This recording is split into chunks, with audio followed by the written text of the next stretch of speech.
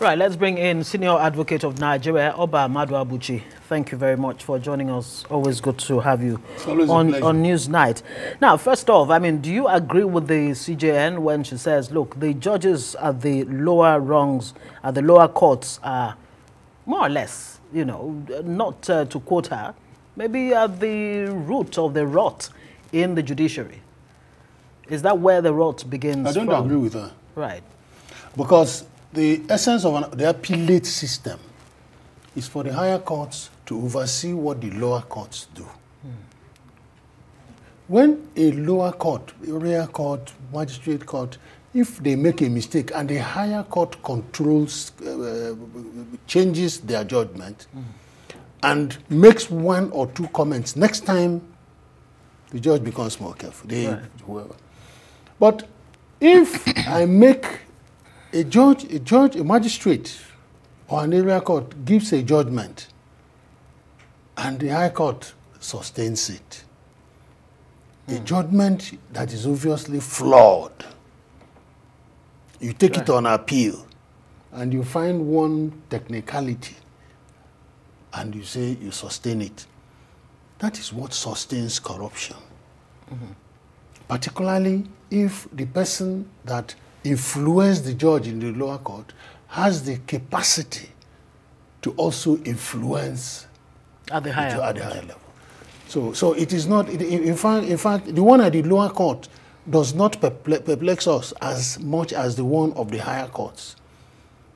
Because when a lower court does something, you walk away confident that you take the next step, you get reprieve. Right. So when that doesn't seem to be the case. So once you come there and then you... What are the implications of this? Because I'm wondering, I mean, to even get to the Supreme Court, you would have gone through the lower, I believe. Exactly. To some extent. So, I mean, if at the lower rung, there's rot, there's corruption, there's, you know, lack of integrity, there's, you know, all kinds of things going on. Manners of untoward things. Yeah, untoward things, exactly. What are the implications? The implication is that the higher courts are failing.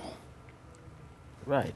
If the higher courts were not failing, they will be correcting what the lower courts have done. I know there was a time when we started this in the 80s. You go to the tribunal to do a matter. And they say, why didn't you join one constituency? And they dismiss your petition. And you say, I don't have a claim against him. I say, no, but he participated in conducting the election. You should have joined him. And they dismiss your petition. Right. It goes to Court of Appeal. It is sustained. It comes to Supreme Court. It is sustained. Now, there was a time in Akwa Ibom where it was shown on television. Judges and their children playing with money. It was published by Tell magazine. That these monies were given to the members of the tribunal to give a verdict in a particular way and in favor of a particular person. So the rot has been a long time. It's been a long time. It's not today. It's not today. So eventually, just a minute. Yeah. Eventually, that judgment, which all of us saw was procured, was sustained even by the Supreme Court. There you go. So is this some kind of blame game, looking for who to, you know, be the fall guy in the judiciary? In the judiciary, the last time I was here, not when I did it in Makodi, I said the last time we had discipline was when Aluma Mukhtar was CJN. Now another man in skirt. We don't have women at the bar and in the bench. Another man in skirt has come aboard. We are hoping there will be a change. When Aluma was there, a judge will tell you, this woman is looking for who to sack. Right. That was fear. But today it's not there. If you prefer, say, go on appeal now. So where do these reforms really start? I mean, all this talk about, you know, there's a need to reform the judiciary, and we're hearing, look, there's a need to insulate the lower courts, you know, from external influences. Apparently, this cuts across board. You see, Ngozi, the fish must start rotting from somewhere. From the head. From the head. To say. If, for example, let me use the last judgment, the last controversial judgment, or the trending judgment of allocation to Rivers State. Yeah. How can Federal High Court stop allocation, which is a constitutional entitlement, insofar as you remain a state? Every state is entitled to that money. What might be wrong is appropriation. You cannot call allocation and appropriation the same thing. You appropriate at the state level, but you allocate at the federal level. Right.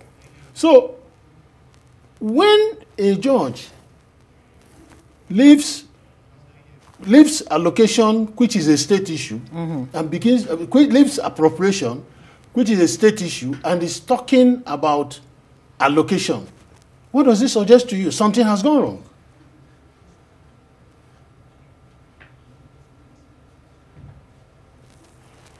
Go ahead, please. Yes, okay. Go ahead. So but if that judgment now goes to Court of Appeal, and the Court of Appeal says you can stop allocation, what does it suggest to you?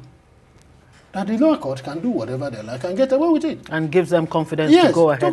But if it comes there and they say, listen, my friend, this issue is not allocation. There's nothing wrong with allocation.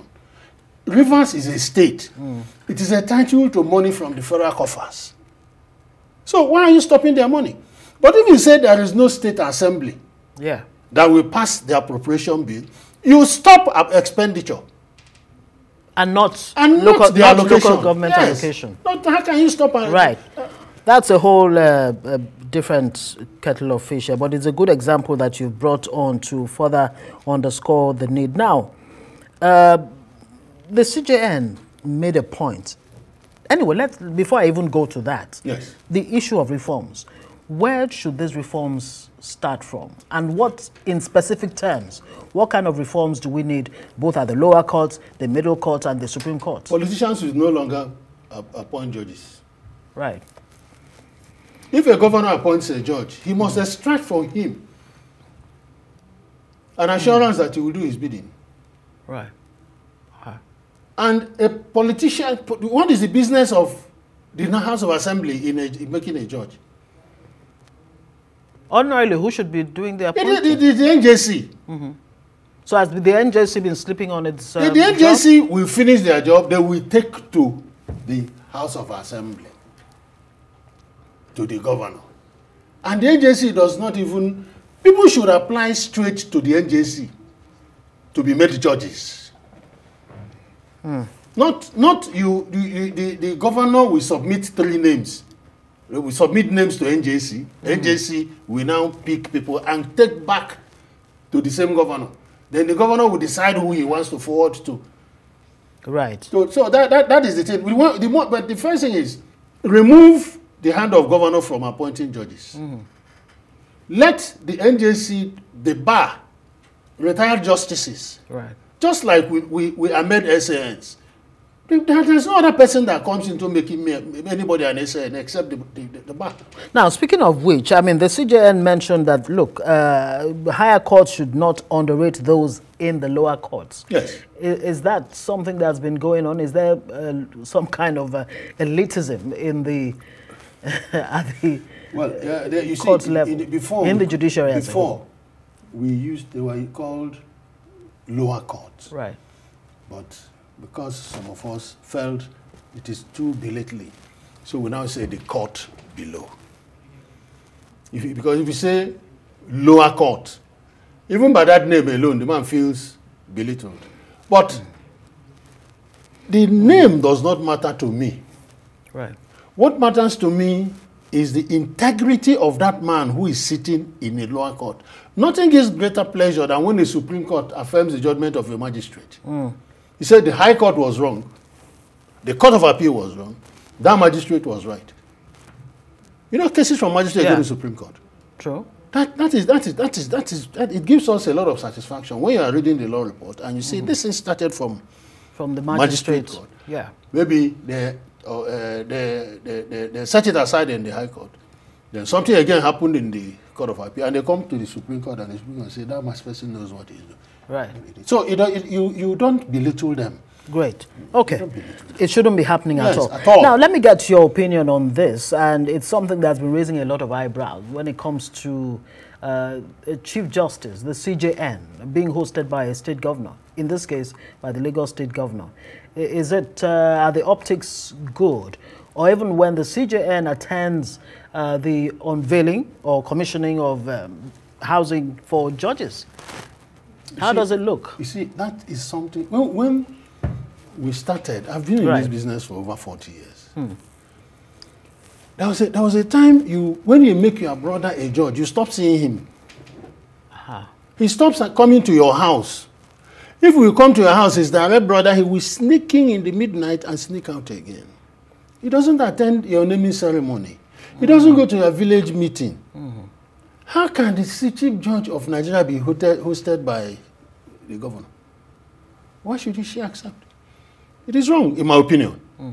If you want, I remember I sent Christmas card to a judge. She returned it.